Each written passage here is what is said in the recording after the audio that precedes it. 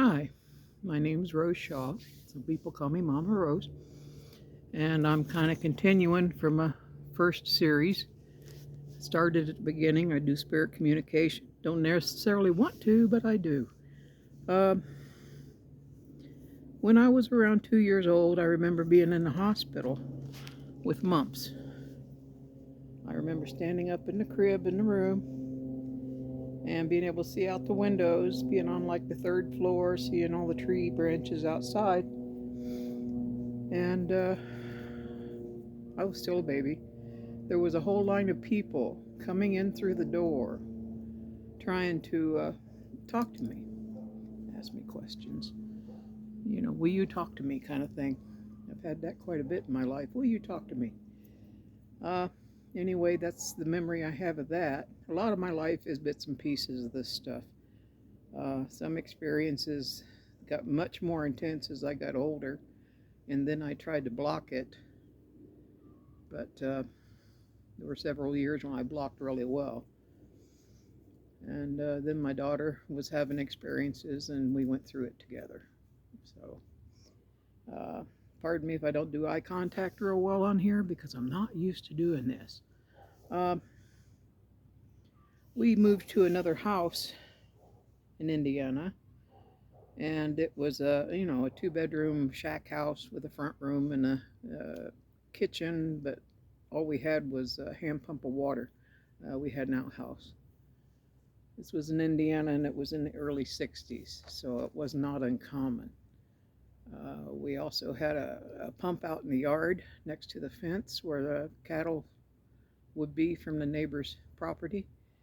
At this house, I was little. It was about the time I had the mumps, a little older, maybe a year older. And there was a woman that would come in the house. She would haul buckets of water from that outside pump into the house. And she was in her 40s, 45, somewhere around that. Kind of wiry, kinky, darker hair, very skinny. And she never talked to me. She never made eye contact with me, and I didn't know who she was. And uh, I never even thought to ask. She was just part of the house. I guess that makes me even weirder because it's like when I did ask my mom things, she'd look at what I was trying to ask her about, like who's that man over there? Uh, there's no man there, and we don't talk about that. But she'd look first because it is in the family, and I'm pretty sure she had her own experiences throughout life. Uh, Also, at that house, there was a big old workhorse spirit that was on the other side of that fence. And my brothers found his bones at one point, and boys being boys, they played with it and brought some home and things like that. This was all just normal stuff to me. I didn't know it was unusual. I really didn't. We moved about a year later to another house just down the road. Uh, Not a lot happened inside the house, but when I was young, I would take walks a lot outside, and I had, I guess you would call him a spirit guide. That was a native man.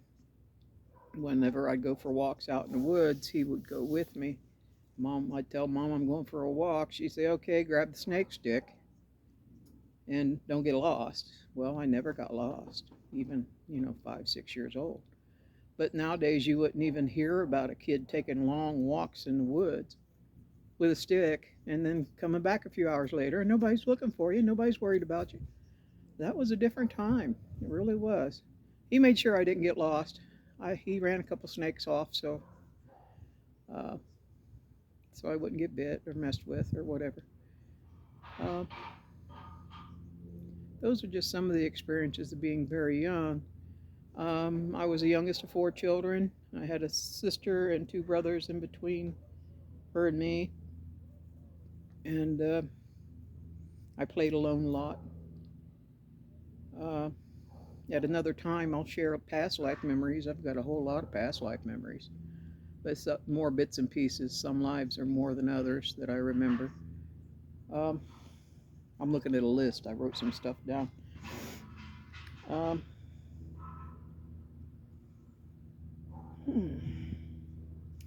When I was about 6, 7 years old, my grandfather, my mom's dad, died of heart disease. Was one of his favorite grandchildren, so he came to visit me uh, after he died a few days later, and it was basically no verbal. It was stand at the foot of the bed and look at me, kind of thing. But it wasn't scary. I wasn't scared of that stuff. I didn't know to be scared of that stuff. Uh, I loved my grandpa very much, and he loved me, so that worked out that way. And let's see,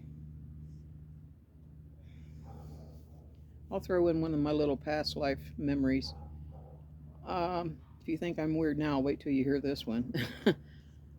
We used to have a John boat turned over inside yard, and I would play outside a lot by myself. I played that I was at the crucifixion of Christ, and in past life memory, I have a memory of being a follower of Christ, not one of the disciples, but later on, when he had a larger group of people following behind. And I remember playing out the crucifixion as a child by myself, playing in the yard. Uh, if that don't make you, I don't think I ever told anybody about that except a couple close friends. It's just way out there. But I remember, whenever the Christ movie came out, the sound of that cross falling into the ground just reverberated through your soul. Uh, I remember that. I remember that feeling. And after the death of Christ, we all went our own ways and preached. Everywhere we went, we talked about Christ. That's one past life memory, so there you go. When I was a man, had many past life memories, and mostly I was a man in all of them. There's only a handful of times I was a woman. I remember 22 past lives and bits and pieces of those, and some more than others. Um, I'm not doing this particularly because I want to. I had promised my sister before she passed that I would write some of this stuff down and she would edit it for me. Well, she passed a couple years ago, and I never got the chance to do that because I'm chicken shit and wouldn't trust my own punctuation or sit down and record things to happen. So I'm doing that now. And Sissy, I love you. Got your new tattoo for you. Uh, Bless you all. And if weird shit happens to you too, then welcome to the family. You have a good day, folks.